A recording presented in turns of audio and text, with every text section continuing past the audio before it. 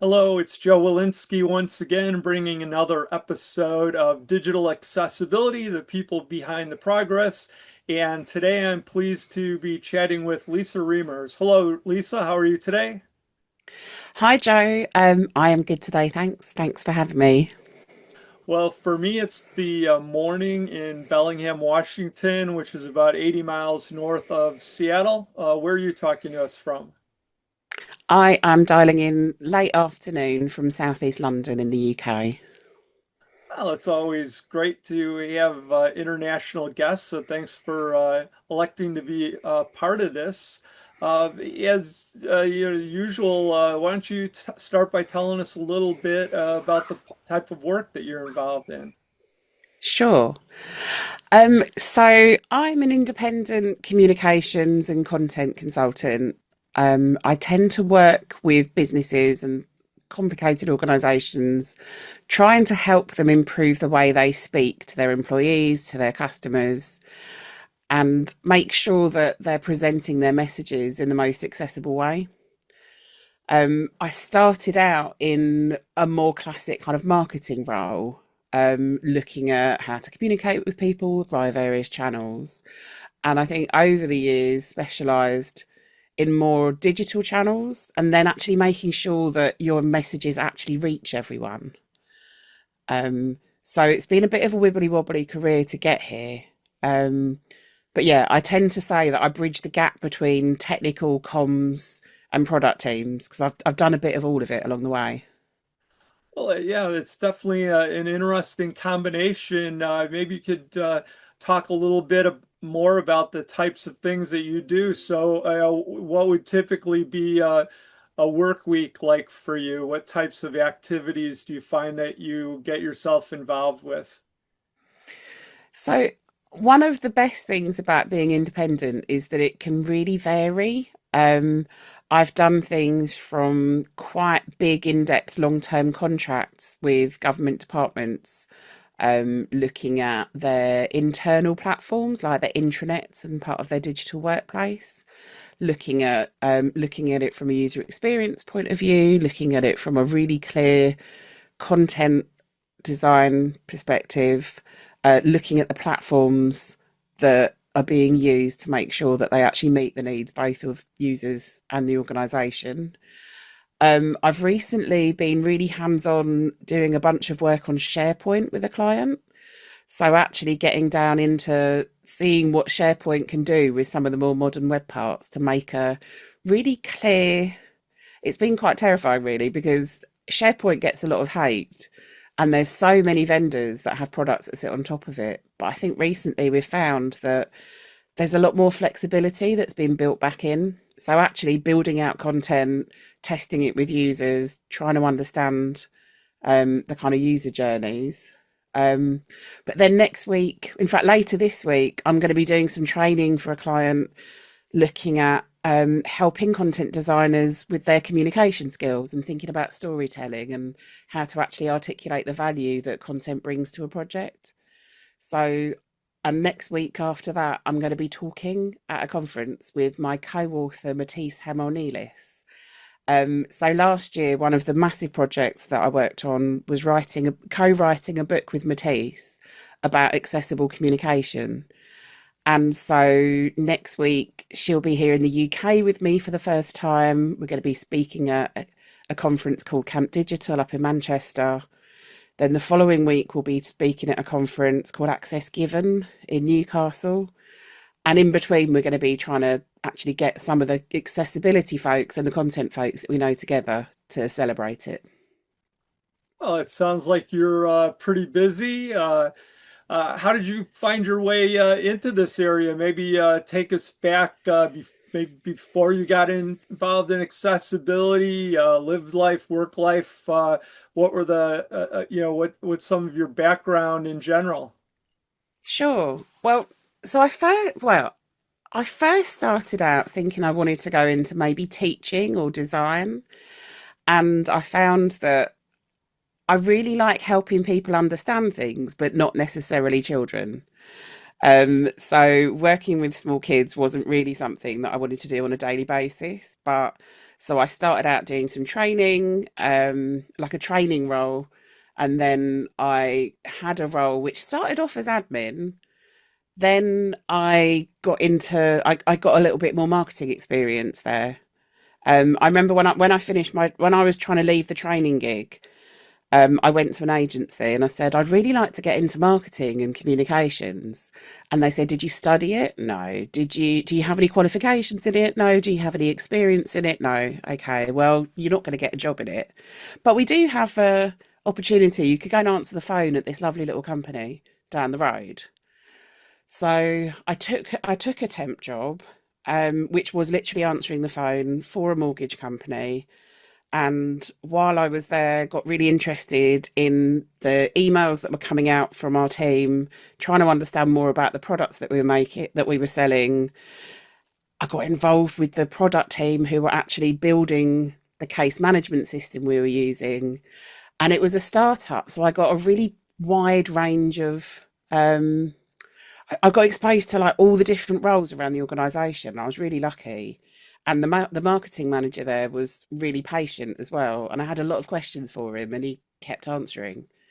So I managed to move into a sort of particular marketing role there, um, and then after that went into more of just the communication side of things.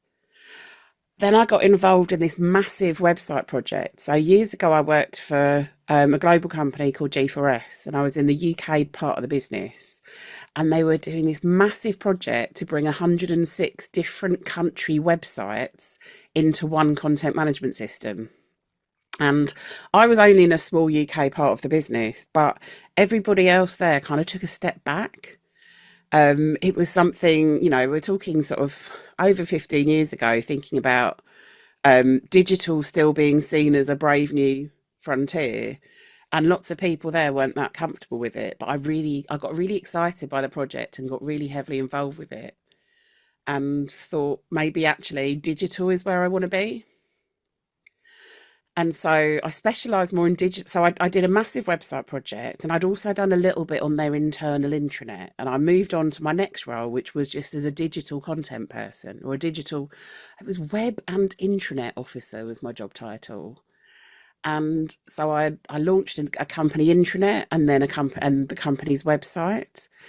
And as part of that work, we got involved in actually getting users to test what we were doing. So the fact that it was an intranet made it slightly easier for us because we worked with the people who were the users. So a lot of the time when we're working on digital products, we say, well, we're not the user. It doesn't matter what we think. But actually, when we went broader than the central team who were working on it, at this, there was a real light bulb moment because there was a lady who worked with us who she worked for the chief financial officer, and she was saying that our intranet, our new project that we've been working on for a while, was terrible. And she had the ear of the CFO. And the fact that she was being so vocal about it, I wanted to go and talk to her to see what the problem was because everyone else thought it was brilliant. And when I went and sat with her and saw how she was using the site, her screen was zoomed in really far. And so all she could see was maybe kind of about 400 pixels wide's worth of the homepage. So she thought what our thing for quick links was the whole homepage. And it was a real, she was a self-confessed technophobe. She didn't have a mobile. She said, if you need to call me, you can call me at my desk or you can call me at home. You don't need to talk to me in between. And she'd basically zoomed in one day because she didn't have her reading glasses. And then either she was quite happy with it being zoomed in that way and she didn't kind of zoom back out again and didn't really know how to. So what we did for that was we actually brought her into some of the workshops where we were working with our suppliers to get a more balanced view of people that have other needs than the central team. And so I feel like that was the first moment where I realised that some people have completely different access needs, and it can really, you get a much better project, a much better product at the end if you involve people in like actual users and a broad range of users in your testing. So after that, I did a little bit of community management work because we'd also rolled out an internal social network. Then I went back and did an intranet project. As part of that work, I was like, a lot of this feels like product management and product ownership because a lot of the time I was working with the digital and IT teams rather than being in communications, which is where I'd started out. And so I tried a stint as a product owner as well. And it was quite interesting seeing it from the other side of things, actually then getting doing proper user testing and actually going through using more formal user research methods rather than just getting everyone in a room together. And so I did a little stint after that going back to marketing, but for an intranet software provider. And when I left there, I went freelance and I've been doing a bit of everything ever since. And what was what was the time that brought you into actively working with accessibility techniques? So we'd started using aspects of that when I worked for as a product owner. I was much more aware of the accessibility legislation in the UK, so I started becoming more aware of it, and I already had a bit of knowledge about it. I know because I used to train our teams on how to use our tools better, and I had some real super basic knowledge, which when you think back now and you think I thought I knew stuff then, and now I think I still don't know anything. But looking at making sure that your images have got alternative text, making sure that you've got meaningful headings, making sure that people can navigate your product without using a mouse, like we factored that in then. But I think when the companies that I was working for, so actually when I was working at the internet software provider, they had also done a lot of user testing with they were supplying the UK government. So a lot of their clients were UK government or departments, and the 2018 public sector accessibility regulations that were coming into effect in the UK made sure that people in the public sector were even more aware of this than they were previously. Um, I then one of my contracts since I've been independent was for the Department for International Trade, as it was then in the UK. And while I was there, there was a big push towards making sure our platforms and our internal sites were accessible because those regulations were coming into effect with real specific guidance that the government digital service was also very focused on. And I think sometimes I still think in the UK actually that the public sector is much more advanced in thinking about accessibility for their users than the private sector is in a lot of cases, which in some ways makes sense because as a government department, you can't discriminate about who uses your services because everybody has to be able to use them. And in the private sector, I think people still hold on to a bit of a myth. I've spoken to so many people over the last few years and said, well, I don't think Lisa, a blind user is going to use my software, so I don't know why I need to think about that. And I think there's a real lack of understanding about how accessibility impacts everybody and how it's not just an edge case and how it's a missed business opportunity as well as excluding people who would otherwise be able to use your services. And what are some of the things that you have coming up? Do you have some new things that you're excited about? You mentioned the book. So yeah, it's been fantastic being able to write the book that I wish I'd had 10 years ago. Working with Matisse, I've learnt so much more about making content accessible. And we actually met when we at the IABC World Conference back in 2022, which is the International Association of Business Communicators. And at the time, I'd been doing some work on PDFs or trying to avoid PDFs and trying to explain to people why PDFs aren't always that accessible. And she did a talk about how to make PDFs accessible, which kind of blew my mind because it went against everything I'd been taught in the UK. So writing that book together with Matisse over the last couple of years has really made me see things in a new light. And she's coming to the UK, so we'll be in the UK for the first time together In June, I'm going to be going to Toronto, which is where she lives, which is also where the IABC World Conference is this year. So that's going to feel, 4 years on after we first met. That's quite the accelerated accessibility journey over the last few years. And we're looking forward to continuing to help people understand more about how it it builds trust in your audience. It helps make things clearer for everybody, and it's not just the right thing to do. As you said, it's not like we're talking about a checkbox thing here. We're trying to make communications and content excellent for everybody. So I'm looking forward to continuing that work with her. And as you continue on with your work, are there any new areas that you're looking toward getting involved in? Are there any things that you yourself are interested in learning about and growing more? I think for me, one of the things that's really important from an accessibility point of view is the whole piece around plain language, which is the area that I started out when we were writing the book together. Plain language felt like the place that was the most relevant for me because it's something that I've done for the longest.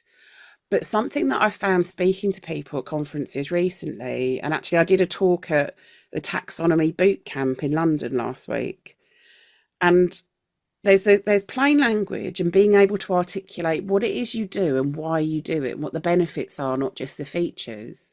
Particularly when we're thinking about AI, I've spoken to so many people who are afraid that, well, rightly so. I've spoken to people who have been laid off because their companies have said, well, actually, we don't need a whole team to do this now. We can just use a couple of people to sense check this stuff, and we're just going to use a large language model for this. But I feel like AI has so many potential benefits and opportunities for people in this area, but so many potential pitfalls, um, traps that people can fall into, and also, so it's I'm looking forward to helping people articulate what they do better and be better at storytelling, so that they don't get AI'd out of a job because no one in their organisation gets what they do. I think that plain language is really important to talking to your colleagues and being able to celebrate your successes and keep articulating where you're doing a really good job. Because a lot of the time when we're working in this sort of arena, I feel like people fall into two camps. Either we're just going to get quietly on with it in the background and know that we're doing good work, or people that get burnt out from having lots of arguments every day. And I think there's some kind of middle ground there about actually being able to keep talking about it, which I really want to learn better myself and help other people do that too. Well, I'm glad you brought up the aspect of plain language because that certainly makes uh, information more accessible to everyone across the full spectrum of abilities. Yeah. And I think one of the things that I found interesting is with the even lawyers prefer plain language despite some of the legal documents that you might have read. And coming up, there's now an ISO standard for plain legalese, which I find fascinating because it's there's still such a big sell for some people that this is a good thing for everybody, but nobody's ever reading your information under perfect conditions. We've all got a cognitive load to bear, particularly when there's lots going on around us. So yeah, it's still trying to. It feels like it's not an argument, as my parents would say. It's a discussion. No, it feels like something that it feels like something that's so important for us all to have as a skill. And it's quite easy to fall into the kind of traps of the jargon and the lingo to see as a kind of a shortcut. But what it actually means is that you might be using the same words, but not meaning the same things. Well, it's been great taking a few minutes to chat with you, Lisa, about your work and the things you've been involved in. So I appreciate you being part of this podcast. Thank you so much for having me, Joe. It's been really interesting talking to you too. All right. Thanks a lot. Bye bye.